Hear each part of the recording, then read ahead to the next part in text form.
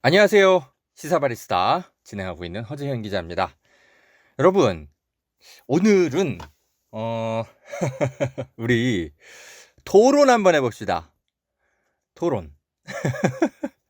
책 한 권 읽으면서 같이 토론해요. 뭐냐면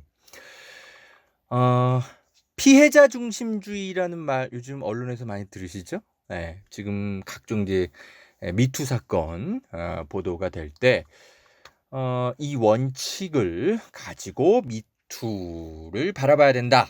이런 말들 많이 듣고 계실 겁니다. 자, 여러분. 피해자 중심주의 동의되십니까? 이 말에? 네. 이게 지금 페미니즘의 일반적인 지론처럼 그렇게 언론이 소개하고 있는데 과연 그럴까요? 제가 문제 제기를 좀 하고 싶습니다. 지금 우리 언론계가요, 피해자 중심주의를 좀 오해해서 대중에게 설명하고 있지 않나, 저는 그렇게 생각이 좀 들고요.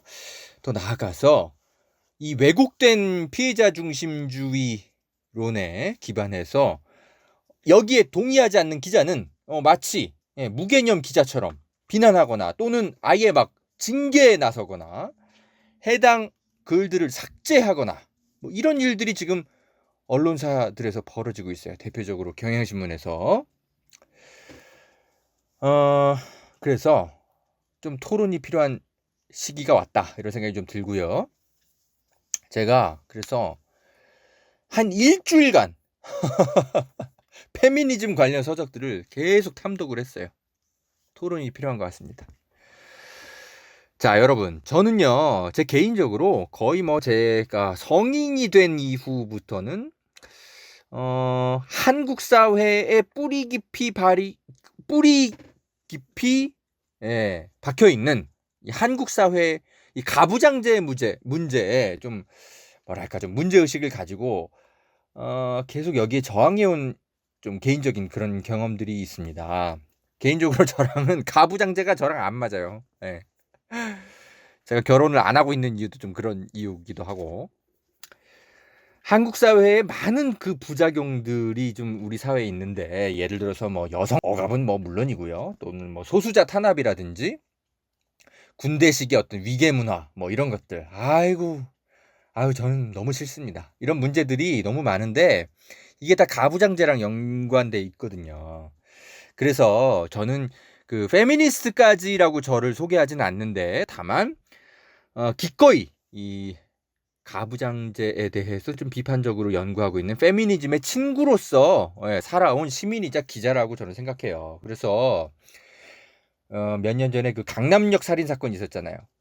그래서 새벽 그 야근 마치고 제가 퇴근하는 길에 새벽 한 2-3시쯤 됐었나, 그때 그 엄청 피곤한데도 그래도 거기 가서 제가 포스트잇에 조그맣게 이렇게 응원 글귀라도 남겨놓고 와야 될 것 같아가지고 글도 남기고 오고, 그냥 아무렇지 않게 그렇게 연대하던 그런 기자입니다.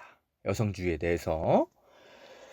그리고 여성주의 운동을 무조건 공격하는 일부 몰지각한 남성들에 맞서서 싸워온 기자이기도 하고요. 그런데 지금 우리 언론계를 지배하고 있는 페미니즘, 과연 우리 언론이 제대로 해석하고 있는 거 맞아? 저는 좀 의문이 들기 시작했습니다. 페미니즘에 대한 의문이라기보단 페미니즘을 올바르게 기자들이 해석하고 있는가, 이거에 대한 의문인 겁니다. 좀 페미니즘의 과잉 또는 오해가 우리 언론계를 지배하고 있는 것 같습니다. 그래서 오늘은 피해자 중심주의를 우리 기자들이 어떻게 오해하고 있는지 들여다보면서 논쟁을 할 거고요. 다시 한번 말씀드립니다. 언론인들 상대로 저는 페미니즘 해석 투쟁을 하려는 것이지 페미니즘이 잘못됐다, 이런 주장을 하는 게 아닙니다. 지난 한 주간 저희가 읽었던 책들이 있어요. 같이 한번 여러분과 나누고 싶어요. 귀 기울여 주시겠습니까? 잠시 후에 다시 오겠습니다.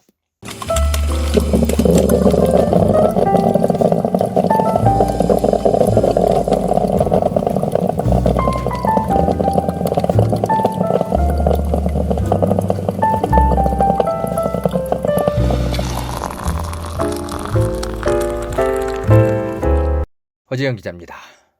여러분, 피해자 중심주의라는 말이요, 우리 사회에 처음 소개되기 시작한 게 2000년대 초반이라고 보시면 돼요. 이게 그 당시에 90년대까지 이 대학 총학생회나 노동조합, 사회운동단체 이런 곳에서 성폭력 어떤 사건 같은 것들이 굉장히 만연했어요. 그래가지고 야, 이건 더 이러면 안 된다 해가지고 사회운동가 한 100여 명 정도가 모여가지고 무슨 단체를 하나 만들어요. 임시로.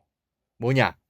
운동사회 성폭력 뿌리뽑기 백인위원회라는 임시단체를 만드는데, 줄여서 백인위원회라고 많이 불렸어요. 이런 단체가 2000년 7월부터 2003년 10월까지 활동하는데, 이분들이 17명의 성폭력 가해 혐의자를 실명을 공개하면서 고발을 합니다. 당시에 어떤 진보 진영 내에서는 굉장히 좀 센세이셔널한 사건이었어요.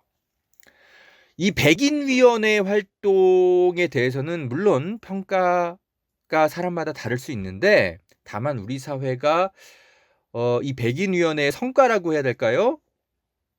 공통적으로 인정해왔던 게 뭐냐면, 피해자 경험에 기반해서 성폭력 사건을 이해해야 한다. 이런 일종의 가드라인 같은 것을 제시한 것, 이것은 성과다. 이렇게 인정들을 해왔습니다. 지금 그러니까 우리 입장에서 지금 보면 현 시대에 뭔 소리야? 야, 그건 피해자의 그 입장에서 당연히 들여다 봐야 되는 거 아니야? 당연한 거지 이렇게 생각하는데 그때만 해도 안 그랬거든요. 그러니까 이 가해자의 주장만 너무 듣고 이 피해자한테 오히려 야, 너 여자가 돼가지고 왜 밤에 그렇게 돌아다니고 그래? 응? 네가 방으로 그 남자 불러들인 건 네가 그래도 그런 거 동의한 거 아니야? 왜 치마 같은 걸 그렇게 짧게 입고 다녀? 이런 말들을 했다고요. 운동권 사회에서도. 그러니까 경찰 수사 때도 마찬가지고 판사도 마찬가지고 다 그랬어요. 그 당시에 90년대까지가. 그래서 야, 이게 뭐냐, 이런 시대 분위기 이거 안 된다 해가지고 백인위원회가 강하게 반발하면서 이런 선언을 한 겁니다. 피해자의 입장에서 생각해야 된다. 그래서 백인위원회 활동 백서가 당시에 나왔는데 제가 찾아봤어요. 이런 내용이 써 있더라고요. 성폭력 사건의 특징이 사적인 자리에서 은밀히 발생하는 폭력이라는 것을 전제한다면, 또 객관적인 증거나 증인의 부재, 가해자와 피해자의 상반된 기억을 전제한다면 피해자의 진술만으로도 사실 자체가 성립할 수 있다는 것이 우리의 생각이다. 네, 이렇게 백서가 쓰여 있습니다. 여러분 어떻게 생각하세요? 좀 황당하긴 하죠? 어떻게 피해자의 진술만으로 사실 자체가 성립할 수 있어요? 그런데 당시 진보 진영 내에서는 이 문장에 대해서 별다른 반박은 없었어요. 처음에. 왜냐하면 반성이 우선이었거든요. 그래, 우리가 지금까지 너무 그 좀 가해자의 시선에 젖어 있었던 거 아니야? 우리 성찰해야 돼. 피해자 입장에서 생각할 수 있어야 돼. 이렇게 먼저 생각했거든요. 그래서 피해자 중심으로 판단하기, 이런 것들이 이제 차츰 이제 정착이 되고, 나아가서 여기다가 주의라는 단어가 언제부턴가 붙어가지고 피해자 중심으로 생각하기에서 나아가서 피해자 중심주의, 요런 좀 권위적인 용어가 탄생되기 시작합니다. 제가 그 역사를 찾아보니까 그래요. 자, 그런데 이 용어가 생각지도 못한 부작용 같은 거를 내기 시작한다는 게 이 여성주의 진영, 운동 진영 안에서 먼저 제기가 되기 시작합니다. 뭐냐면, 원래 이 용어는 무슨 그 피해자 중심주의 이런 절대 원칙 같은 거가 아니라 과거에 대한 반성을 토대로 이 성폭력 사건의 해석의 태도, 방법론 뭐 이런 거였는데, 이게 무슨 절대주의 원칙처럼 그렇게 받아들여지는 것. 야, 이래도 돼? 이러면서 좀 문제의식이 여성주의 운동 안에서 싹트기 시작해요. 그러니까 점차 그 성폭력에 관한 판단 기준, 예, 이런 것들을 피해자에게 일임해 가는 것으로 변질되어 간 거예요, 이 용어가. 그래서 전희경 이제 여성 운동가가 쓴 책이 있는데 그 글이 있는데 한국 여성민우회가 2017년에 2차 가해와 피해자 중심주의 토론의 녹취록 뭐 이런 이제 그 글을 발표해요. 전희경 씨가. 여기서 이제 이런 주장이 나옵니다. 소개해 드릴게요. 실명 공개 폭로를 통해 공론화를 이끌어내는 것이 백인위원회 운동의 목표였는데 이후 가해자가 소속된 운동 단위에서 구체적인 문제 해결을 향한 강력한 의지로 이것을 수용하면서 이 피해자 중심주의 용어가 운동의 언어에서 절차의 언어로 바뀌기 시작했다. 이렇게 비판적으로 시작합니다. 그리고 또 그 권김현영 여성 운동가죠. 역시 대중화된 페미니즘 정치의 새로운 가능성이란 글에서 이렇게 또 지적합니다. 피해자 중심주의는 가해자 중심 사회에 기울어진 추를 교정하기 위한 잠정적이고 일시적인 실천 지침이고 가해자 편향을 고발되기 위해 고안된 말이다. 이렇게 정의합니다. 자, 그러니까요, 여러분, 이 피해자 중심주의는요, 일종의 캠페인 당시에 당시에 캠페인 구호 같은 거였는데 이게 갈수록 무슨 성폭력 사건 조사에 있어서 법칙 같은 게 되어버렸다. 이렇게 비판적으로 지적하기 시작한 겁니다. 여성주의 내부에서. 그래서 이런 비판적인 지적이 굉장히 오래됐어요. 2004년쯤부터 나오기 시작해가지고 비판적으로 고찰이 되기 시작하더라고요. 이게 좀 최근에 나온 일이 아닙니다. 그래서 그때 이제 여성주의 인터넷 사이트 언니네라고 있었거든요. 거기서 제일 처음 아마 문제 제기된 글이 피해라는 날개의 발톱이라는 제목의 글인데 여기서 피해자 중심주의 용어에 대한 비판이 처음 나와요. 그래서 여기서 이제 정희진, 전희경, 권김현영, 우효경 이런 여성 운동가들이 여기에 이제 글을 쓰는데 특히 정희진 씨가 굉장히 그 앞서서 비판해요. 이분은 아예 이거 피해자 중심주의는 여성주의도 아니다 이런 표현까지 씁니다. 네. 제가 그 글을 좀 읽어봤는데 피해자성만 강조한 나머지 사건 해결의 주체가 아니라 이 피해자를 객체화시킨다. 이런 식의 이제 취지로 피해자 중심주의는 여성주의도 아니다 이렇게 비판합니다.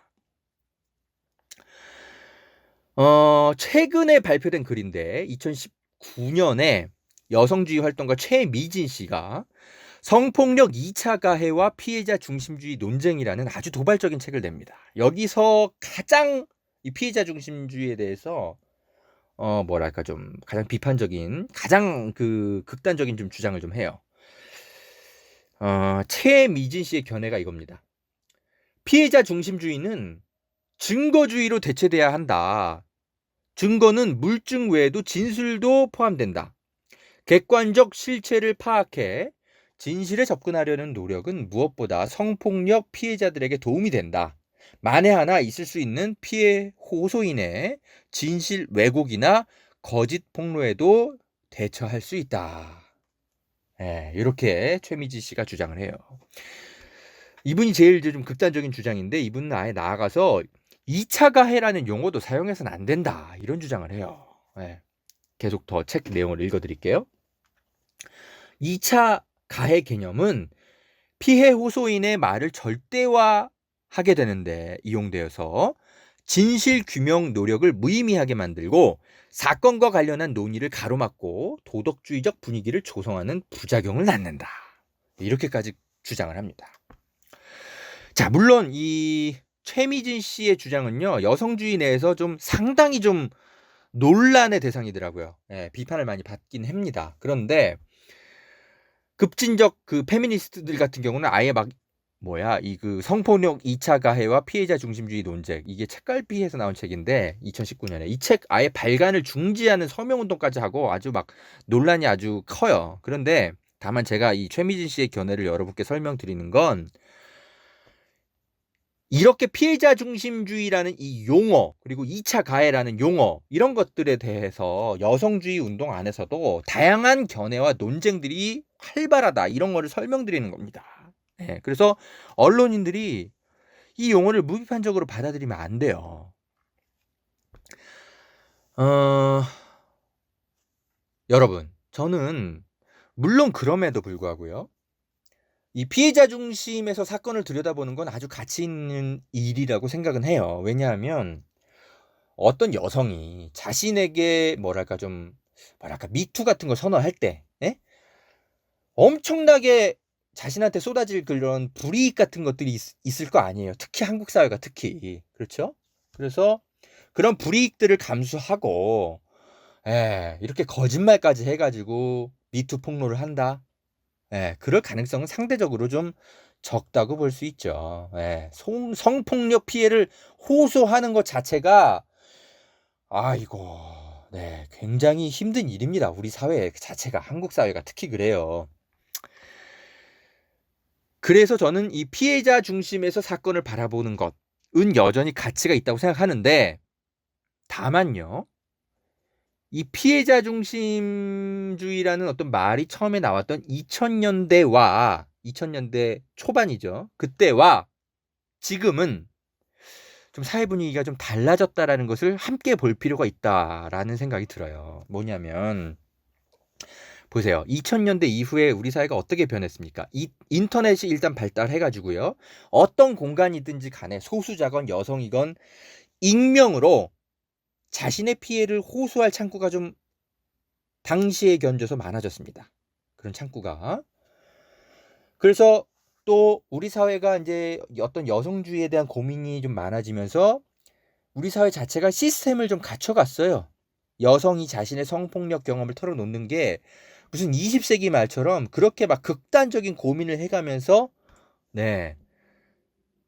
그런 어떤 게 미투 했다고 해서 피해가 무지막지하게 막심한 그런 어떤 사회는 더 이상 아니라는 거죠. 점점 여성들이 용기를 갖고 폭로해도 되는 시대가 되어가고 있어요. 그래서 지금 미투가 불과 몇 년 전부터 활발하게 벌어지고 있잖아요. 그게 바로 이제 이런 사회 분위기인 거죠. 연대해줄 사람들이 많다라는 겁니다. 이건 제 견해라기보단요, 여성운동가 권김현영 씨 책에서 제가 이제 분석된 걸 가져온 겁니다. 그래서 이제는 이런 변화하는 시대에 맞추어서 어떤 그 극단적인 가해자 중심의 어떤 우리가 사회에서 살아왔었다면, 그래서 이제 캠페인 용어가 필요할 정도의 어떤 극단적인 가해자 중심의 사회였는데, 과거에는. 그러나 이제는 이 피해자 중심주의라는 용어도 좀 더 순화시키는 용어로 대체해야 되는 거 아니냐, 이런 주장이 여성주의 운동 안에서 활발하게 나오고 있다라는 거예요. 그래서 이것을 이제 대표적으로 주장하는 분이 이제 권김현영 씨라는 이제 여성 운동가입니다. 제가 그럼에도 우리는 길을 찾을 것이다라는 2020년 6월에 나온 책을 봤어요. 권김현영 씨가 쓴 책인데, 이분이 여기서 이렇게 말합니다. 읽어드릴게요. 피해자 중심으로 사건이 해결되어야 한다. 그러나 사건을 들여다보는 절차에서 성인지 감수성을 견지하는 것과 피해자의 의사대로 사건을 해결하는 것은 매우 다른데도, 많은 사람은 가능하면 피해자가 원하는 대로 하는 것을 피해자 중심주의로 이해한다. 피해자 중심주의는 그러나 가해자 중심의 성폭력 사건 해석을 막기 위해 도입된 급진적인 인식론이었다. 이것이 구체적인 사건에 관한 판단 기준이 되는 순간 피해자 개인의 주관주의의 판단의 최종 심급을 위임했다는 점에서 무책임한 방법론이 되었다. 이렇게 말을 합니다. 어떻게 생각하십니까? 자, 그러니까요, 제가 이 어려운 말들을 조금 간결하게 정리해드리면요, 이 피해자 중심주의는 제발 좀 그 가해자 중심으로 사건 좀 그만 살펴보고 좀 상황을 객관적으로 살펴봐라. 피해자 입장에서도 좀 살펴보고 그런 노력을 좀 해. 이런 캠페인에 가까운 용어였는데, 이게 어느 순간 진보 진영 안에서 피해자 절대주의, 피해자 맹신주의 이런 식으로 변질됐다라는 게 이제 권김현영 씨의 설명인 겁니다. 이게 지금 여러 부작용이 지금 생기고 있는데 가장 큰 부작용에 대해서 이제 권김현영 씨는 이렇게 설명을 해요. 정작 이 피해자 중심주의가 피해자에게 도움도 안 된다라는 거예요. 왜냐하면 이 성폭력 사건이란 건요, 여러분. 어떤 그 사안을 이제 밝혀내고 진실을 이제 찾는 과정에서 연대 세력이 반드시 필요하거든요. 예, 혼자서는 밝혀낼 수가 없어요. 그런데 야, 너 내 말 왜 안 들어? 나 피해자인데. 그럼 넌 2차 가해야.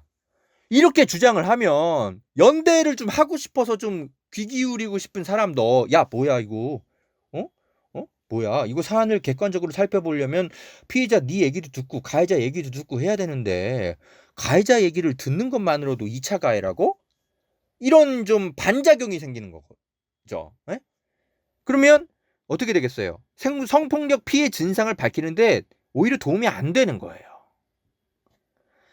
그래서 또 이제 여성학자 정희진 씨가 최근에 이제 피해자 정체성의 정치와 페미니즘이라는 글에서 이렇게 얘기를 합니다. 피해자성을 중심에 둔 페미니즘은 타자와의 연대를 불가능하게 한다. 이렇게 비판해요. 제가 좀 더 읽어드릴게요. 정희진 씨의 글입니다. 인간이 자신이 누구인가를 아는 과정에는 반드시 타인과의 관계가 필요하다. 그래서 동일함이 아니라 동일시이다. 정체성의 정치는 동일성이 아니라 동일시의 정치이다. 라고 씁니다. 자, 동일성이 아니라 동일시의 정치가 필요하다. 이 말은 뭘까요? 자, 성폭력 피해자 입장을 이해하려면 그러니까요, 여러분. 우리가 그 호소를 동일시화하려는 노력이 필요하다라는 말이에요. 에? 피해자 중심주의는 그런데 이 동일시를 넘어서서 아예 동일해져 버려라. 에? 그렇지 않으면 너 2차 가해. 이런 강요를 하게 될 부작용이 있다라는 거죠. 에? 동일해져라라는 말과 동일시화해봐라라는 말은 완전히 다른 거잖아요. 이렇게 폭력적으로 동일해져 버려라. 안 그러면 2차 가해. 이러면 누가 연대 세력이 되려고 하겠습니까? 부담스러워하죠. 정희진 씨는 아마 이제 그런 점을 지적하는 것 같아요. 그러면은 어떤 분은 반론할 수도 있죠. 야, 피해자가 설마 거짓말을 하겠어. 우리 사회에서 엄청나게 불이익을 감수하고 미투를 하는데 당연히 이런 반론을 하죠. 이런 것에 대해서 정희진 씨는 이렇게 설명합니다. 읽어드릴게요, 책을. 피해는 저절로 자명한 사실이 되지 않는다. 모두가 합의하는 피해는 가능하지 않기 때문이다. 만원 버스 안에서 발을 밟혔을 때, 친한 친구에게 사기를 당했을 때, 나의 작은 선의가 조롱당할 때, 공동체에서 왕따를 당할 때, 성폭력을 당했을 때 등등. 이 중 어떤 문제는 개인적, 미시적, 가벼운 피해이고 어떤 사안은 구조적, 거시적, 심각한 피해인가? 피해 사실은 만들어가야 할 역사이다. 나치의 홀로코스트, 5.18 광주 민주화 운동, 4.3 사건, 그리고 최근의 세월호 사건이 그러했다. 피해는 발견되는 것이 아니라 담론적 실천으로 발명해야 할 대상이다. 피해는 그 자체로 진실이 아니라 투쟁으로 획득되는 개념이며 이 과정이 바로 페미니즘이라는 사실이다. 자, 여러분. 이렇게 피해는 그 자체로 사실이 되지 못하고요. 연대 세력과 함께 싸워서 쟁취해내야 하는 거라는 게 정희진 씨의 설명입니다. 그러니까 정희진 씨는 모두가 합의하는 피해라는 건 없다라고 주장을 해요. 응? 그렇잖아요. 다 이 피해라는 것에 대해서 생각이 다 다른 거거든요. 사람마다. 그래서 권김현영 씨는 또 이렇게 얘기를 합니다. 무엇이 성폭력인지 아닌지 판단하는 절대적인 기준이란 건 없다. 예. 그래서 피해 호소인이 증명해내야 한다고 주장을 해요. 아니 내가 피해를 당했다면 그렇게 알아들어야지 뭘 증명하라는 거야. 이런 태도로는요 연대 세력을 만들 수가 없죠. 그러니까 꼭 그 물증이 아니더라도 뭐 일관된 진술이라든지 최대한의 뭐 정황 증거라든지 자신의 피해를 간접적으로 설명해 줄 지인이라든지 이런 거를 최대한 확보를 해야 되는 겁니다. 이런 증거들을 연대를 하고 싶어 하는 우리들에게 좀 갖다 주세요라고 말하는 건 당연히 2차 가해가 아니라 연대를 함께 하기 위한 최소한의 요구라는 거죠. 정의진 씨는 아마 이런 설명을 하셨던 것 같습니다. 자, 여러분 커피물 많이 좀 식었네요. 커피 한잔 하시면서 들으세요. 제가 일주일간 읽었던 여성주의 책들을 지금 다 같이 읽으면서 여러분과 함께 고민하고 있는 건데 오늘은 커피 한잔 하면서 여러분께 책 읽어드리는 기자로 제가 분투하고 있습니다. 자, 잠시 후 2부에서 함께 하실 건 뭐냐면 강진구 경향신문 기자 지금 징계 위에 올라가 있는데 이 사건 그리고 박원순 시장의 미투 사건 피해자 중심주의를 넘어서 이 사건들을 우리 언론계가 어떻게 해결하면 좋을지 여러분과 함께 머리 맞대고 대화해보고 싶어요. 2부도 함께 해주세요.